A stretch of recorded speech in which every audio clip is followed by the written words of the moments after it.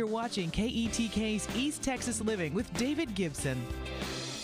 Welcome back. Tax season is here, and while many people are focused on getting their refunds as fast as possible, scammers are just as busy looking for ways to steal money and personal information. Michelle Mills with the Better Business Bureau is here with some tips on how you can avoid tax scams this season. How are you doing today? I'm great. How are you, David? I'm doing awesome. So why is tax season such a prime time for scammers?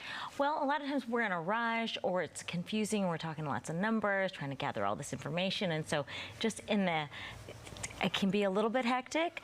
And so in that confusion, the scammers try to exploit people and try to take advantage of them by getting their personal information or getting their financial information. Yes, right. What are some of the most common tax scams people should watch out for? So you be on the lookout for IRS impersonators, people posing as IRS agents or using the logo, which, you know, a logo is just really easy to hijack, using that online. They might be looking for immediate payment, and they might be, you look out for text messages and emails asking you to click on links.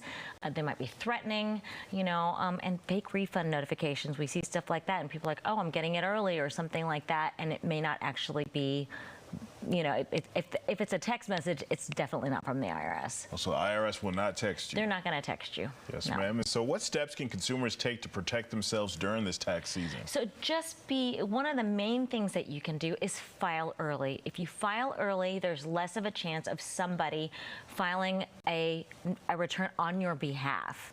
So sometimes people will do that. So file as early as you can. The earliest you can file is January 26th, which is a week from Monday. So if you can file it then, so now's the time to go ahead and get your stuff ready if you can. Protect that personal information. Your social security number, your financial information, they're going to be trying to get that information from you. Your information is valuable. Verify any tax-related messages. If you get something even in the mail or an email or anything like that, you can always go to irs.gov and see, or call the IRS office and see, did you actually send me something? And then, of course, always use a trusted tax preparer. You know, make sure you have somebody who has a good reputation, who, you know, you're going to get a better return if you use somebody who has more knowledge, right?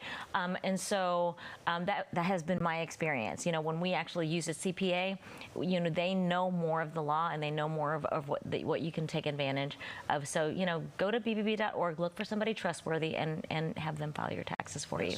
And you were talking about, you know, protect that personal information. What are ways people can do that to protect that information when they're filing? So one thing that you can do is you can go to annualcreditreport.com and make sure that there's nothing fraudulent on your report.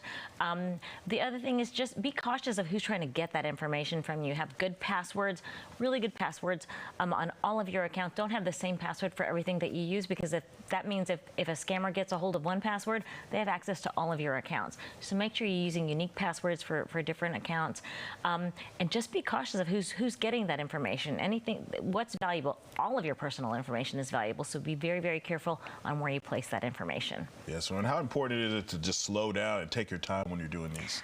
You know, when you're talking about money, when you're talking about you're filing your taxes, when you're talking about making purchases or anything like that, you always take a pause and verify who's getting that information from you, because you don't really, especially if it's online, you don't know who's on the other end, you know, so verify who it is. Yes, ma'am. Well, thank you so much for coming in. Thank you. Yes, ma'am. For more information, go to the website right there on your screen.